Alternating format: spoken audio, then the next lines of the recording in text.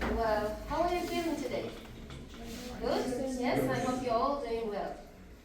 So, today only Otahulu Shnut is upset. Am I right?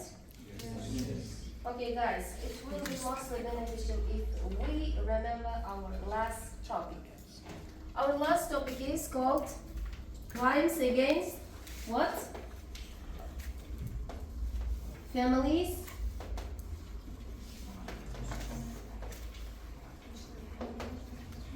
Use and what? Morality. Yani o'tgan mavzuyimizni bir eslab olaylik. O'tgan mavzuyimiz oilaga, yoshlarga va axloqqa qarshi jinoyatlar edi. It is consisted of, starting from article 122 to 134. No, 5 is not available. Yeah?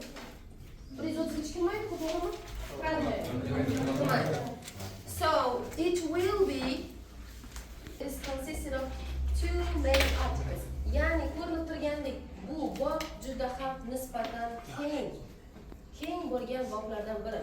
Juda ko'p moddani o'z ichiga olgan. So you can know families, use and morality is the main 3 points of our social and criminal legislation. So you can all be aware of this kind of social relations because it is considered our initial, articles of our criminal code of Uzbekistan. Yani O'zbekiston Respublikasi Jinoyat kodeksining eng dastlabki moddalarida axloqqa, oilaga, yoshlarga va boshqa obyektlarni qo'riqlaydigan ijtimoiy munosabatlar to'g'risida birinchi moddadan 11 moddagacha berilgan. Ularni bilamiz, to'g'rimi? Odob axloqqa qarshi qarshi emas endi.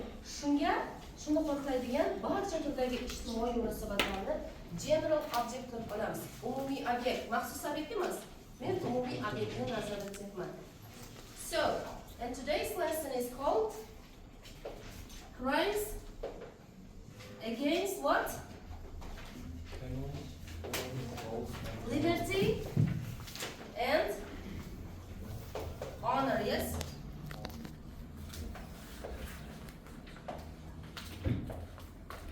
Liberty and honor. Yani shaxsning ozodligi, erkinligi va sha'niga qarshi jinoyatlar. Bugungi o'tilgan mavzuyimiz shunday.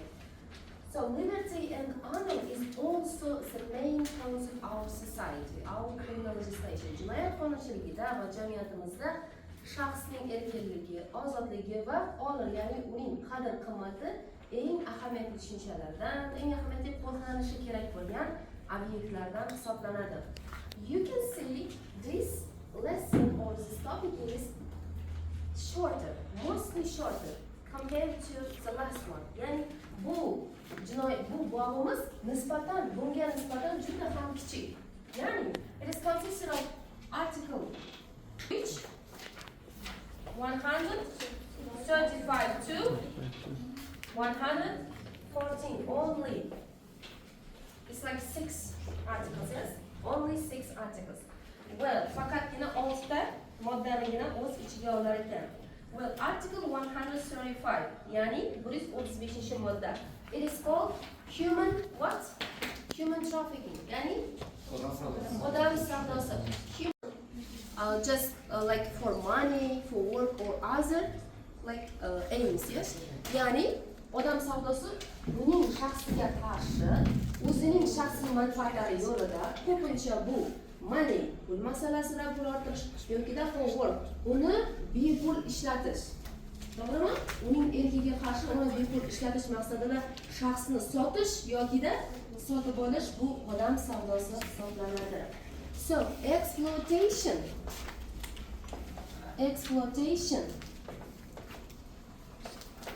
and victim. These two words are the main key words or key sentences related to the 135.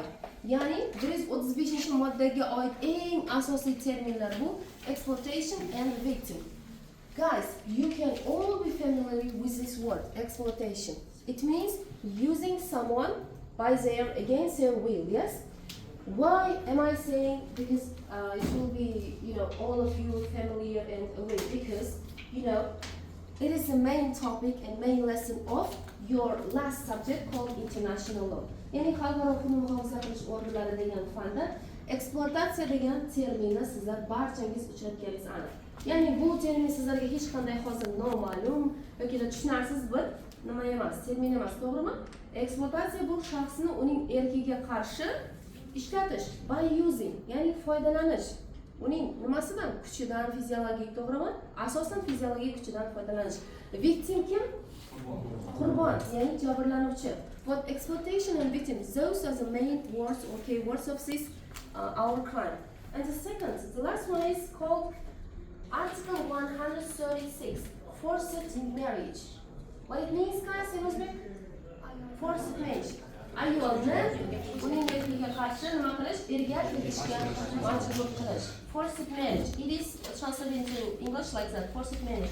So it means forcing a woman to get married by against her will. Yani shaxsni, ayolni uning erkiga qarshi erga tegishga majburlash. What it is called 136 forced marriage like that. Yani jinoyatimiz shu.